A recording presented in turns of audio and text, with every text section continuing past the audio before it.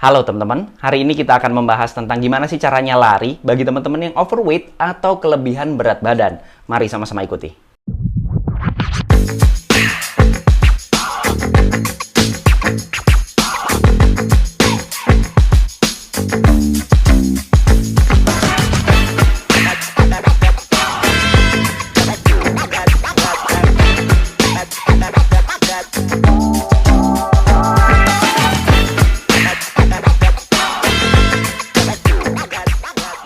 Sebelumnya, saya ingin ngasih tahu terlebih dahulu bahwa saya ini bukan pelatih, saya juga bukan atlet. Jadi apapun yang saya sebutkan dalam video ini adalah murni pendapat pribadi saya sebagai pelari jelata. Bagi teman-teman yang masih belum subscribe, klik tombol subscribe yang warna merah yang di bawah ini biar saya makin semangat untuk membuat video-video yang bermanfaat buat teman-teman sekalian.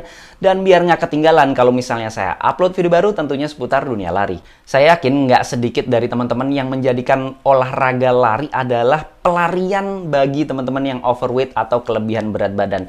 Jadi yang mulai timbangannya naik, yang mulai celananya udah nggak muat gitu ya. Aduh, gimana ya caranya biar muat lagi celananya atau timbangannya turun. Akhirnya pada mulai coba-coba lari karena memang nggak bisa dipungkiri lari itu adalah olahraga yang paling simple sih ya. Jadi semuanya bisa melakukan tanpa ada teknik khusus yang perlu dipelajari. Tapi jangan salah sangka, bagi teman-teman yang overweight atau kelebihan berat badan, kalau mau lari ada beberapa hal yang perlu diperhatikan sih. 1. Jangan langsung lari. Lah kenapa? Padahal kan pengen lari biar cepat mengurangi berat badan gitu ya. Tapi alangkah baiknya tidak diawali dengan langsung lari, apalagi dengan intensitas yang tinggi, dengan waktu yang sangat lama, kemudian dengan jarak yang jauh dan kecepatannya pun tinggi. Nah ini alangkah baiknya dihindari. Karena berat badan kita itu bisa dibilang kelebihan sehingga kerja otot dan juga tulang pada saat dibawa untuk berlari itu bakal berat banget.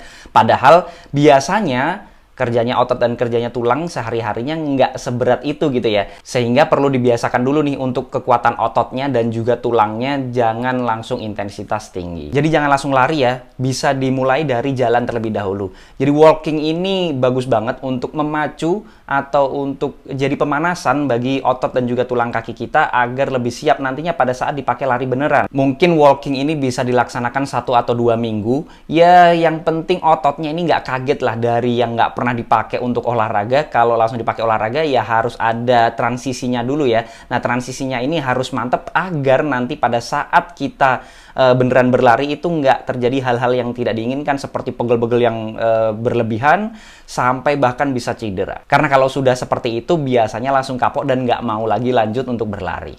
Yang kedua, tantangan mental lebih berat daripada tantangan fisik. Mungkin bagi teman-teman yang kelebihan berat badan, fisiknya merasa rendah banget. Jadi pengen kayak langsung lari gitu ya. Tapi sebenarnya harus siap mentalnya dulu.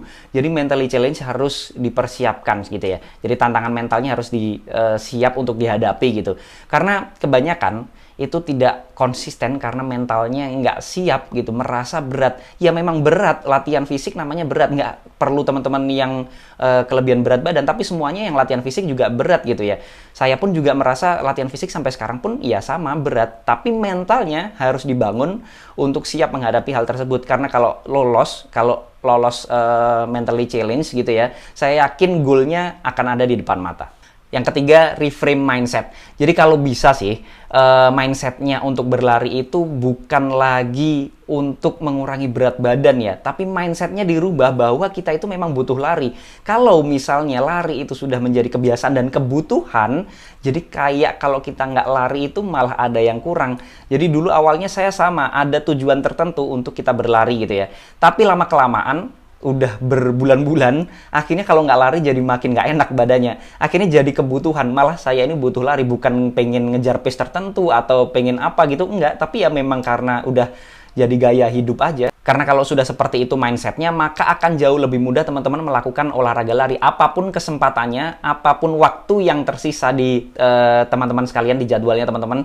Tapi kalau sudah jadi kebutuhan, maka pasti akan jadi lari. Teman-teman perlu diingat ya, bahwa lari itu nggak bisa sekali langsung bisa tercapai tujuannya. Jadi perlu konsistensi yang luar biasa agar bisa mendapatkan tujuannya. Yang keempat, gunakan sepatu yang sesuai. Jadi sepatu yang diperlukan untuk teman-teman yang overweight itu adalah sepatu yang low impact. Jadi Jenis sepatu lari itu sebenarnya banyak sekali ya. Jadi alangkah baiknya pilih sepatu yang low impact. Low impact itu gimana ya?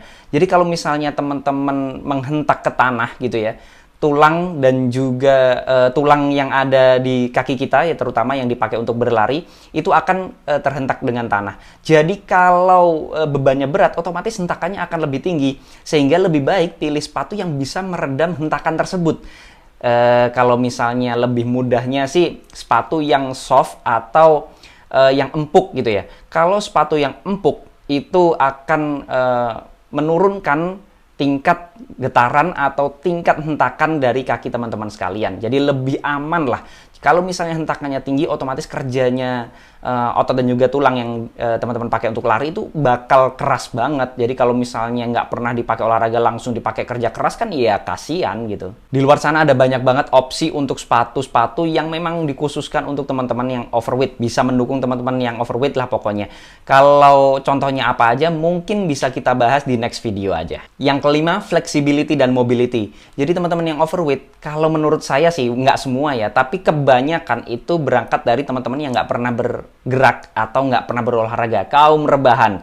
Jadinya nggak terbiasa ototnya untuk digerakkan gitu ya. Sekalinya dipakai untuk berolahraga, itu kayak beat up banget, kayak capek banget, kayak kerjanya karena keras banget gitu ya. Nah, ini harus diantisipasi. Gimana caranya? Ya banyak-banyak mobility training dan juga flexibility training. Pokoknya intinya tarik-tarik lah, banyak-banyak stretching walaupun nggak lagi lari gitu ya. Sore-sore nggak ngapa-ngapain di rumah langsung tarik-tarik. Kenapa? Karena potensinya kalau teman-teman ini nggak pernah berolahraga kemudian aktif berolahraga itu akan lebih mudah terkena cedera. Sehingga teman-teman harus hati-hati. Kalau bisa perbanyak stretching dan juga flexibility ataupun mobility-nya agar terhindar dari cedera tersebut. Karena kalau udah cedera nanti malah kapok. Jadinya jangan sampai cedera duluan. Harus berusaha gimana caranya jangan sampai dengan cara mobility dan flexibility. Yang keenam, defisit kalori. Jadi teman-teman kan pasti tujuannya adalah mengurangi berat badan.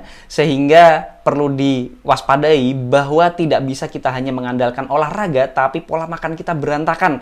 Jadi perlu diperhatikan untuk pola makan kita. Intinya adalah defisit kalori. Gimana tuh maksudnya? Pola makan kita itu, kalori yang masuk ke dalam tubuh kita harus lebih sedikit daripada yang kita buang. Yang kita buang ya dengan kegiatan sehari-hari dan salah satunya dengan berolahraga.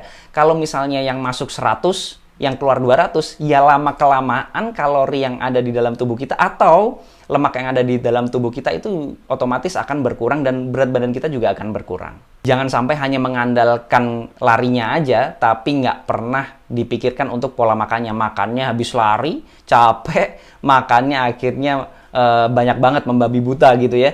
Jangan sampai terjadi ya, karena hasilnya nanti bakal percuma. Mungkin itu saja yang bisa saya sampaikan. Kalau ada koreksi, masukan, pertanyaan, dan juga pembahasan, bisa langsung sharing di kolom komentar. Jangan lupa subscribe channel ini biar saya makin semangat untuk membuat video-video yang bermanfaat buat teman-teman sekalian. Dan biar nggak ketinggalan kalau misalnya saya upload video baru tentunya seputar dunia lari. Assalamualaikum warahmatullahi wabarakatuh.